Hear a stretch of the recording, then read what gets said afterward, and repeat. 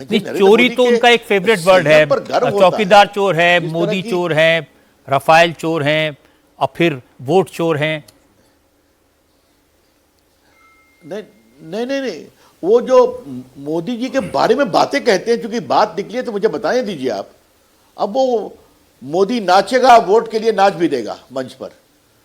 उनकी अपनी क्षमता तो जीरो है, आप भी जानते हैं, हम लोग सब देश भी जानता है। यहाँ पे एक प्रधानमंत्री के पुत्र हैं, एक प्रधानमंत्री के पोते हैं, एक प्रधानमंत्री के ग्रेट ग्रैंडसन हैं, तो प्रधानमंत्री पद का क्या सम्मान होता है ये भी भूल जाते हैं आप। क्या अब क्या बताऊं मैं आपसे। तो राहुल गांधी की बहुत चर्चा मैं नहीं करूंगा, लेकिन हां, अब देश नॉन सीरियस पॉलिटिक्स को लाइक नहीं करेगा। तो हमारे प्रदेश ने देश के लोकतंत्र को मजबूत करने के लिए बहुत संदेश दिए हैं। एक चर्चा हमने यहां रविशंकर जी स्टूडियो में बार बार सुबह से की है कि एनडीए की इस लैंडस्लाइड विक्ट्री की एक बड़ी वजह प्रधानमंत्री का कैंपेन, नीतीश कुमार की इमेज, और तीसरी बात, चुनाव मिलकर के लड़ा, संगठित तरीके से लड़ा, ऑर्गेनाइज तरीके से कैंपेन चला। आपने बहुत सही कहा। मैं एक बात आपसे बोलूं, संभवतः आप ही के चैनल पर देवेंद्र पराशर ने वो डेटा दिया था कि पहले क्या क्या होता था बिहार के चुनाव में। बिहार का चुनाव मतलब 10-15 लाश तो गिरेगी ही गिरेगी। रजत जी, आपकी जानकारी के लिए मैंने पटना का 4-4 चुनाव काउंटर मांड कराया है, इतनी लूट हुई थी पटना का। एक बार तो इंदर गुजराल का भी मैंने, जब वो लड़ रहे तब। आज क्या स्थिति है? नहीं, आज के लोग शायद वो याद नहीं होगा, आप डिटेल में बताएं लोगों को उस समय कैसे चुनाव होता था, कैसे बूथ लूटे जाते थे। आपकी बहुत अच्छा सवाल आपने किया। छोड़िए गांव की बात, मेरा अपना बूथ है बोरिंग रोड पर, जहां मैं रहता हूं। मेरे घर भी शायद आप आए होंगे, वुमेन्स कॉलेज और उसके आगे में एम्प्लॉयमेंट एक्सचेंज। अरे साहब, एकाएक गाड़ियां आई और ये चेज और वो चेज लगा कि वो दंगल का क्षेत्र बन जाता था। ये पूरा जो कुम्हरार का क्षेत्र है जहां से हम लोग जीत रहे हैं, वहां पर लोगों को वोट देने देते थे क्या? और फिर उसके बाद खबर आती, इतनी लाश गिरी, इतने बूथ में स्याही डाल दिया, इतना छीन के फाड़ के फेंक दिया। ये तो कई बार मैंने देखा है।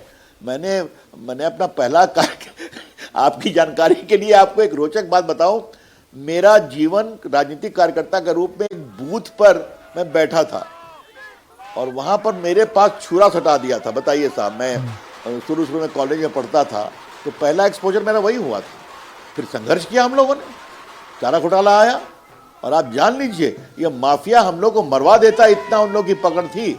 आप जानते हैं, हम लोग भिड़ गए तो बड़े लालू जी कमजोर हुए। और आज जब इतनी बड़ी हार हुई है, तो मैं लालू जी के पक्ष में एक बात बोलूंगा, वो बड़े नेता थे, जनता का बहुत समर्थन, पिछड़ों का, चपरासी के घर में पैदा हुए, लेकिन अपने सारे क्रेडेंशियल्स को उन्होंने बर्बाद कर दिया। जेपी मूवमेंट में हम लोग साथ रहे थे जेल में, हम तो बहुत सीनियर है, अलग बात है। लेकिन आज अफसोस लगता है कि एक इतना बड़ा नेता, बड़ी संभावना थी, लेकिन हाय परिवारवाद, हाय भ्रष्टाचार, हाय लूट। तो जनता ने उसका जवाब दिया है कि now it is a matter of past.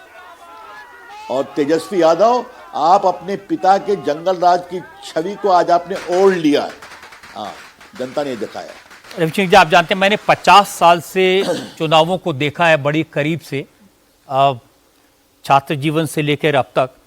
मुझे कभी इस बात की कल्पना नहीं थी उस जमाने में कि बिहार में चुनाव इतनी सरलता से, सहजता से हो जाएगा। बिहार में चुनाव बिना किसी हिंसा के हो जाएगा। बिहार के चुनाव में 2 चरणों में चुनाव होगा और बड़ी आसानी से हम वोट के काउंटिंग पर चर्चा कर रहे होंगे। ये कल्पना उस जमाने में नहीं की जा सकती थी।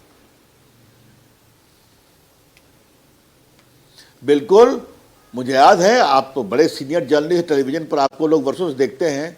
आज बिहार में इतने लोग मारे गए, इतना बूथ कैप्चर हुआ, इतना जगह रिपोल हो रहा है। देखिए, आज का बिहार का रिजल्ट एक और माने में बहुत बड़ी बात है। ये जो लोग हर बात पे सुप्रीम कोर्ट भागते हैं और हाई कोर्ट बांटते हैं, और ये जो so called Khan market gang, अगर मैं कह सकूं, हर बात पे सवाल, आज ईमानदारी से चुनाव हुआ है कि नहीं? एक भी बूथ कैप्चर हुआ है क्या? एक जगह भी वोटिंग मशीन के माल फंक्शनिंग की बात आई है क्या? यही देश है ना, वही प्रशासन है ना। तो ये बहुत बड़ा आश्वासन की बात है। It is a matter of great assurance कि आज भारत का लोग, और मैं आपसे एक बात कहूंगा रजत जी, और मैं कहना चाहता हूं कि बिहार के इस चुनाव के रिजल्ट और बिहार के चुनाव के कैंपेन, ये केस स्टडी होना चाहिए ऑफ डेमोक्रेटिक एम्पावरमेंट ग्लोबली। कि जिस बिहार के बारे में इतनी टिप्पणी होती थी, वो बिहार इस तरह से इलेक्शन को कंडक्ट करता है, जनता उसमें ट्रस्ट करती है और एक इनकम्बेंट गवर्नमेंट को ये सुपर निर्णायक बहुमत मिलता है। ये बहुत बड़ी बात है। एक और चमत्कार है जिसके बारे में आपसे पूछना चाहता हूं। नीतीश कुमार जी के बारे में 3 महीने पहले कहा जाता था कि वो अचेत हैं, वो 4-5 लोग मिलकर उनको चलाते हैं, वो कोई कैंपेन नहीं कर पाएंगे, वो कुछ लोगों के कैप्चर्ड विक्टिम हैं।